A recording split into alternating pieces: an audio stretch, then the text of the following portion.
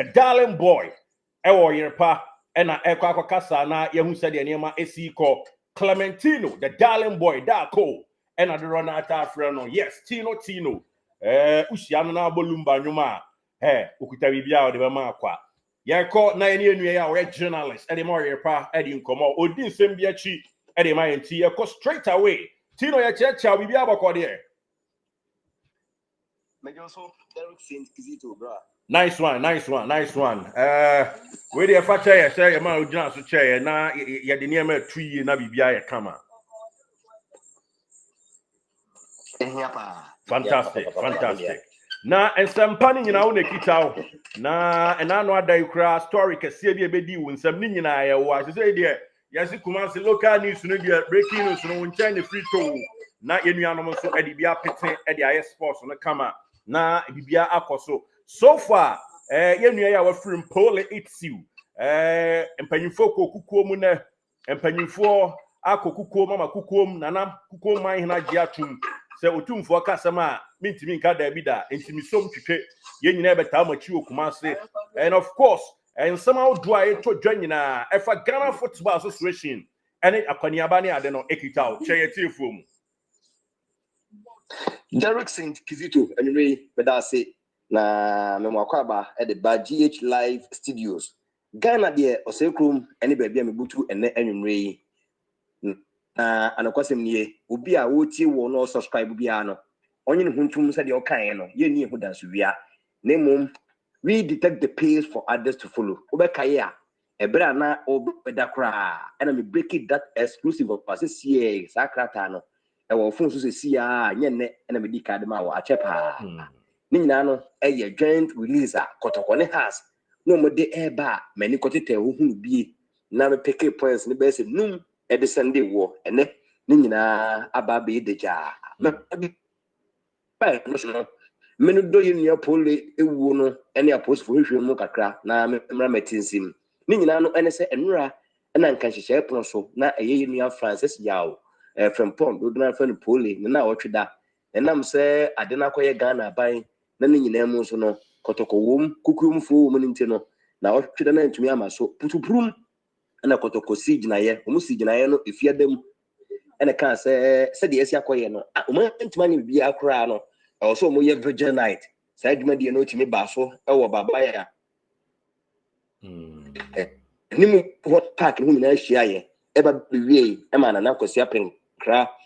sanso na yes na Kosia Pia omu nyina no etimi e kwase akotoko ene house of folk omu nyina kam ho ba chire mu etimi ye e ma na ye fa ho mfonyini ne ho nsam de wo ni nyina nke me mpese mesu aso e wo ho ebroko na mu no wudo ne chirem e wo bechemu a bechem ye ma ne ye fe ebronkofo adwen so na godoro anim se o mbe frɛ Kumasi e na omo no ye na so se omo ye omo de no special e wo bechem community center anim ho no mu a agama a wo ye club president e kasa ye e na Lord Siko CEO ono so timi e kasa ye yento aso na ye nkosunyane ne ehwe de ne etimi etodwa e wo sunyane circuit code B ni nyina ne se nipa enan a na omo twene mu e wo aban kokomo no ene ye dom bepie mu asenie bia no ema ne mmenu de ye beka se aposifo no mu die mu no omatumi ama mu bail nemum ni nyina na se nyame adom na 17 omonsan fom homra na asam no ento aso emema mmenu a ye yafosu ene Augustine Frimpong de omoda so atwe mu a omo ekranse na wotwe no biduru na afei omo nso ehunu ne ebetumi akosie ebroko na mu memenda ene eto safre kotoko supporters no mmenu a we ni nya supporters mpo kotoko describe mu as securities a ebere mo ko bo wo na Kwamansa Park no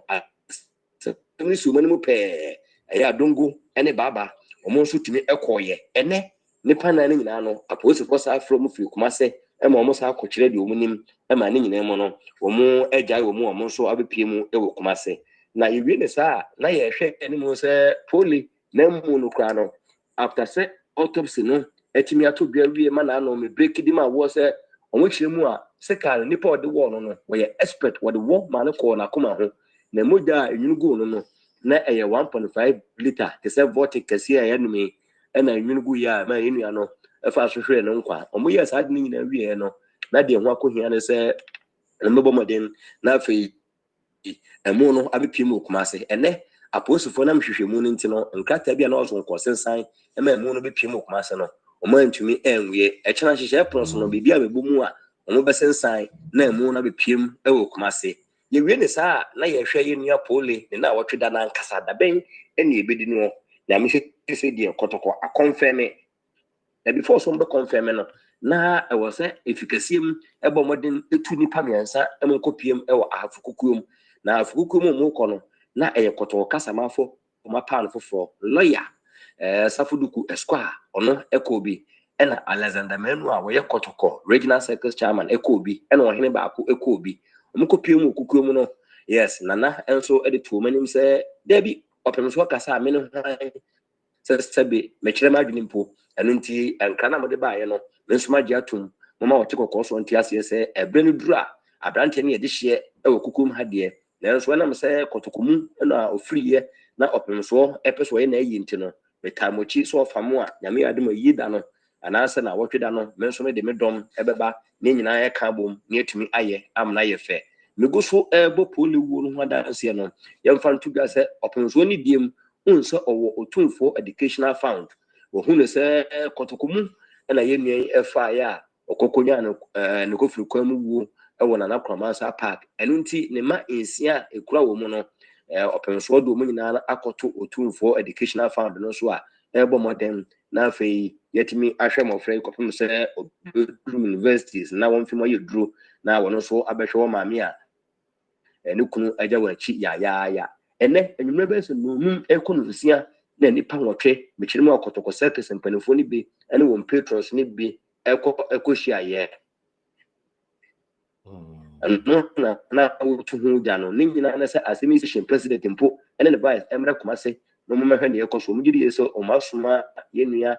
achi awo ye excomment ningina no na so nkofo ba hwe mo dia ma wo mabo mo achi enti no yen checks echese echina ene hyehyɛ pronso wo be kumase na wone kotokofo nhyiamde bia omatumi abehia na menua omatumi aye nkene amasan nhyiamde no etimi abetu dwa huebe enu kira no me break it wo mu nyina no e de amawa omuwie ya no eni meet dukra na me no we kasa yi a emu nkomo nyina no ekina me de ebebra wo afei na me mfa exclusive na me de ma wo anopa no emra emewie we eye ebra Ghana Football Association ene kotoko CEOs etimi hia yo muwie ye ena kotoko Togwe Afede ena ne nyinam na penkra ejebre etumi hia ya na akosi apia ne mpanifo no bebre eka ho na me di kan tie ho kire o ma binim ka so kotoko ne asede ye ombe yesi ya ba ko be bitre ba ko ntimi nsi da ene exclusive bra na kata no mpu nyempie ye ena mani ko ball ensemble se idua o ma trotro o munwie no nyina aka bom se league no mo elbo no se be nya ho kire enokore o mo na yakasfo ewom enu nti emu nsam o mo trotro ne de se me bo akase be mienu so e de amawo a wadi kan te be ho mu ba ko ne se esku no a de bia no bo se obi ewo wamanafo na owoso obi wa ha no owoso no se be o mo nso chen kotoko ne has nti e wo se automatically yenya on reps ewo so abrebia no a be ka se esku nie no na wo se kotoko ne has e rep ewo so obeka ya undercut ne manifesto no na o se league o man dane autonomy e ka sa de autonomy a I dey na ho na enso na me se onum so ojemu a na ho de ne be free ne sente no aso aton abo no da so ekura ne dua eno ntinya de a otimi je mu eno ena kotoko ne has joint release a yensa ka bio no eno nso mo di ahyem se o se league no etimi ede ne ho ne eno nko eye vat entity a yetiti wo mu ema kotoko ne has boy yetiti ska no nko munya 4 billion etiti ya na be ka fie bi sa no manu mu no ne nyina no omo ka ho asem ewo won krata no emu ne eno nko ana omo sai e ka ye omo kyeremu di a na nke yakobobo fasa kotoko ko brekum no brekum Chelsea yakobo a wodi aposifo no ehye brekum aposifo nsa enam so omo no omo na titi wonti no omo nso omo nti adan ene bitumi a omo nkofa aposifo from sunyane anan po bechem no makobo ban omo die obi anim wo mo kotoko ne ha se bo a e category A match omo expect se omo anya kra no nka aposifo be se wo ha astrafo be se dru no eno so o se sai e de ka ho na etumi eboa menua enso mo bo no pone de edonso a me yiri yesa u bebre ya ebrepam obehwe ni nyina ama akoma e de amu omu a sakrata yi ye ni akobo so a nwumere ye de ma GH live atiefo na omo so hunu ne ekoso ntimi nua efri sepole nya ba bi koye efri memenden mu a ebesi ene no ensam ni meetings there a lot and atumi atoda minim ba bi abadre o se bi go ahome kakra na de onso wo no wodi betwam na yeto ankomo so menia. Yeah, only me that's Clementino, but of course now you're bon come behind the scene, no. You didn't come could do say and you so back to where Oma a court neno. A mam you need they said you can one as Antoine one Chinese one ding bino. You know ya mom so mun coffee in there. Now reporter said you can thank you for that. But now memam you know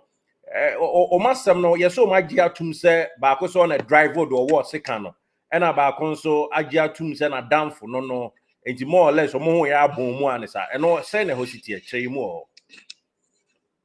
And I'm saying no yeah we live on your reporter to e could be in no the kind say na no this pepe say abefunu no dey once no agia tum no anisa ba ko so na yonko bebo na ba ko so chemu a na danu a sanso mo ni enkusi wona na famasa park no wono ene de metia no moto so etimi ekoye na nhwemu no kwa twa so kire se edu ba bi no apos ko yes dem no ebra no mo wo nkokomu hono no omo ma ba ko de ne phone efra branche na ma branche ka so no de ba bi wona na mo no wa ben boda no anesa de no na ma nkofo ye no ahihyu mo se abranche ebitwa akopiem e wo aru ko so na asese nti so obusa ya na maka se no kore emranche mi no de senti a ye nya wo mo no ekirese asam no omo ya agye atuma no sase nipa na odi ewu a yebisi ne ye nya ran che no ba ko ye no yonko ana ba ko so on na da no duru ye no wa retna moto so be pie mu e wo na na kwamasa park mania. Nice one, Clementino. What do you feel to by Joa Home? Yanko show for your great time, and then you may GH Live Studios. There is Kizito aseda e we na media na ye bompa ye senya me ado chena boa na ye tinkomu a meeting a atodwa no ni nyina no ye de ho nsem beba na afei efefo nso betumi aba o mu hia wie pa de betodwa bia no ye nsi GH Live etiefo nso. Thank you so much.